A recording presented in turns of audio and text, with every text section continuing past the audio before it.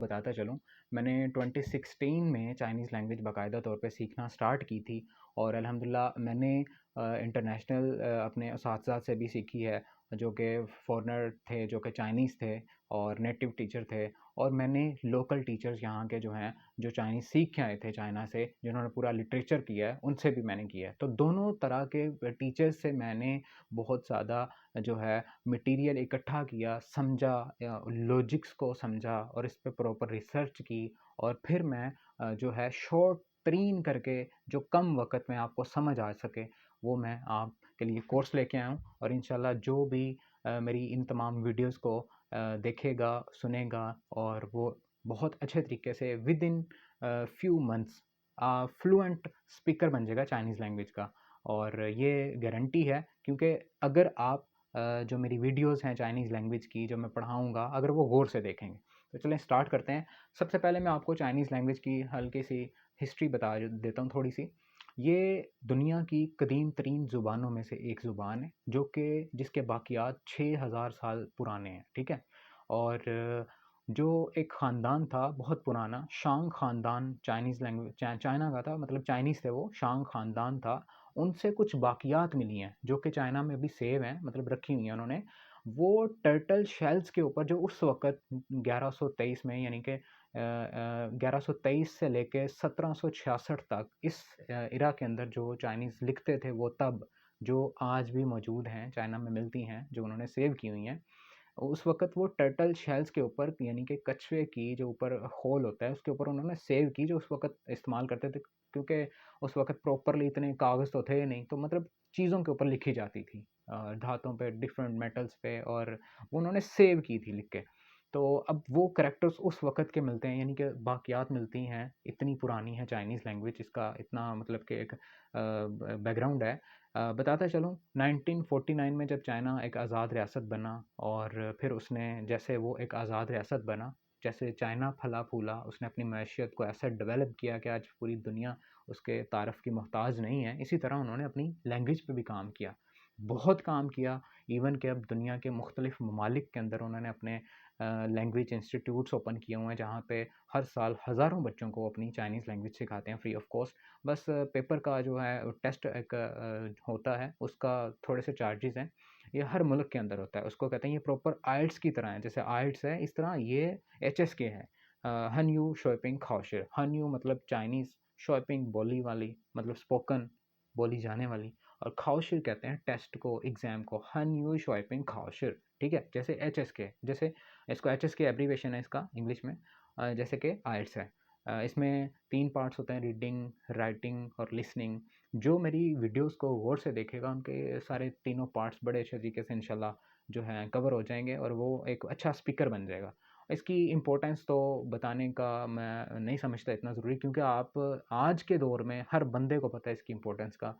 आज हमारे मुल्क में हर दूसरी प्रोडक्ट जो है मेड इन चाइना, ये सिर्फ़ हमारे मुल्क का ही हाल नहीं है, पूरी दुनिया में ऐसे मेड इन चाइना के बहुत सारी चीज़ें, इससे उनकी तरक्की का अंदाज़ा बखूबी लगाया जा सकता है। इसी तरह उन्होंने अपनी लैंग्वेज पे भी बड़ा काम किया है और आहिस्ता-आहिस्ता पूरी दुनिया आएगी इस पे।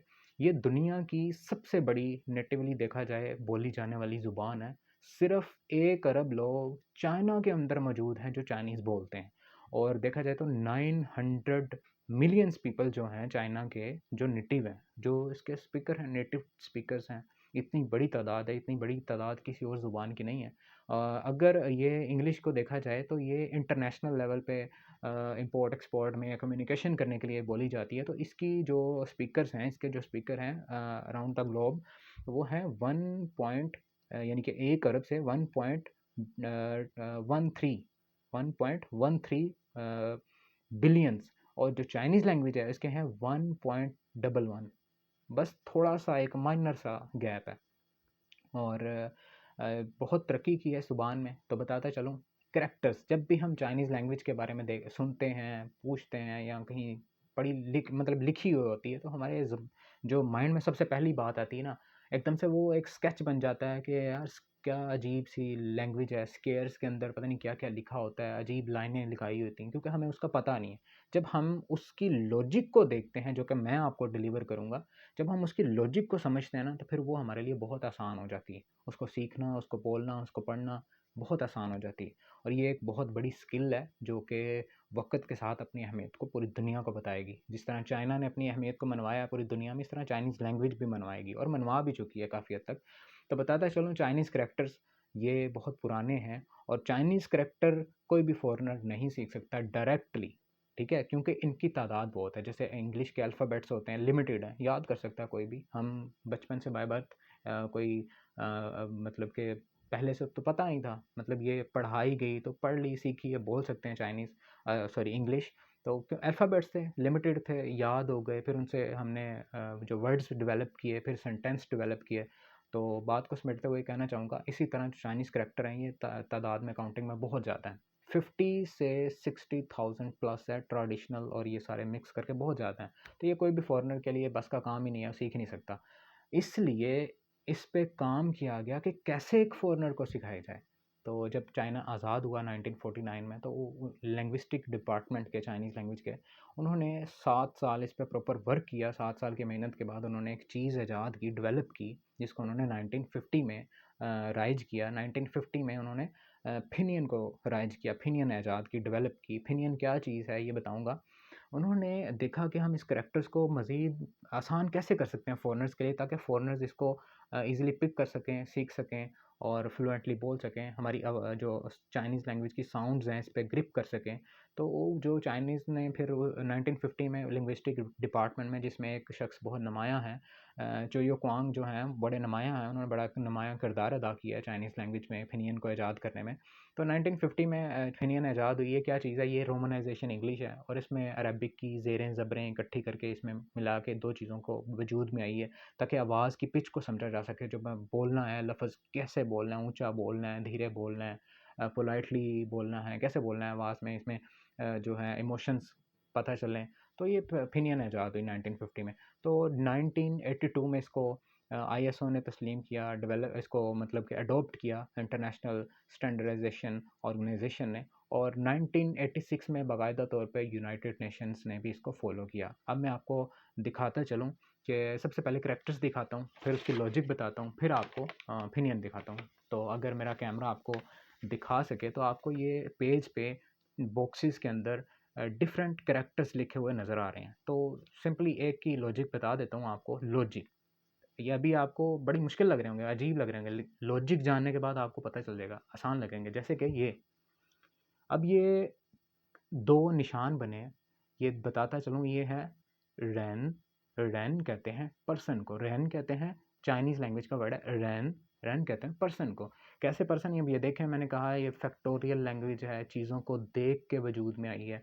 तो देखें, ये इंसान अपनी 2 जगहों पे, मतलब कि 2 पार्ट्स पे मुश्तमिल होता है, अपर पार्ट, लोअर पार्ट, ठीक है? लोअर पार्ट में हमारे पास 2 लेग्स होती हैं, अपर पार्ट में ये हमारी बॉडी है। इसी तरह देखें, ये इंसान है, ये अपर बॉडी, 2 इंसान है, अपर बॉडी, ये लोअर बॉडी है, 2 टांगे हैं, सिंपल। तो इस चीज़ को देख के उन्होंने लिख दिया, इसको करैक्टर कहते हैं, ये है इसकी लॉजिक। तो जिसको लॉजिक समझ आ जाएगी उसको करैक्टर आ जाएगा। और वैसे ये मुश्किल ही लगता है, पर लॉजिक के साथ बहुत आसान है। अब बताता चलूँ, इसको डायरेक्टली पढ़ना मुश्किल है, तो इसके लिए फिनियन ईजाद की गई। अब फिनियन क्या चीज़ है? ये है जी फिनियन, ये है फिनियन, ठीक है? इसमें पहला जो लफ्ज़ है ये है इनिशियल, जो बाकी 2 लफ्ज़ हैं ये हैं फाइनल्स, इनिशियल प्लस फाइनल्स। ये मिल के एक पूरा टेबल है जो कि मैं अगली वीडियोस में बताऊंगा, पढ़ाऊंगा आपको। तो ये बना रैन, रैन, ठीक है? क्यों मैं आवाज़ ऊंची इसलिए पढ़ रहा हूँ, ये टोन है, आवाज़, टोन मतलब आवाज़ की पिच, ये इसकी टोन है। टोटल 4 टोन्स पे मुश्तमिल है, एक न्यूट्रल टोन भी है, 5 हो गई हैं अब तो ये रैन। अब ये है फिनियन, इंग्लिश, रोमनाइजेशन इंग्लिश प्लस उस पे अरेबिक्स वाली ज़ेरें ज़बरें इकट्ठी की गई, लगाई गई, तो इसको उन्होंने बना दिया फिनियन, ठीक है? 1950 में।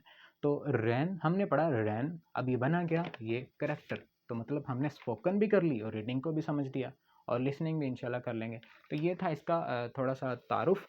तो अब आपको थोड़ा समझ आ गया होगा कि फिनियन क्या चीज़ है, करैक्टर क्या चीज़ है। सबसे पहले हम फिनियन सीखेंगे, उसके बाद करैक्टर सीखेंगे। तो बताता चलूँ, पूरी दुनिया में जिस तरह मैं पहले बता चुका हूँ आइट्स है, इसी तरह आइट्स एक टेस्ट है जो कि यूरोपियन कंट्रीज़ में पढ़ने के लिए बच्चे जाते हैं तो उनको करना पड़ता है।